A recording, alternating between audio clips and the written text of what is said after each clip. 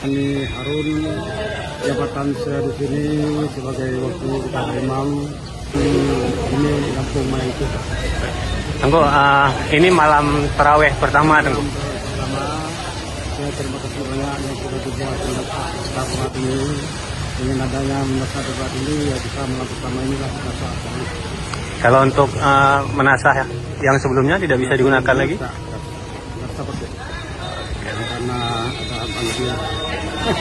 Oke. Tengku, gimana untuk Ramadan kali ini, Tengku? Apa yang beda, Tengku? Kali ini kali beda. Ini dengan keadaan yang sangat besar, keadaan yang sedang susah. Tapi terpaksa kami salat di menasah darurat ini, Pak.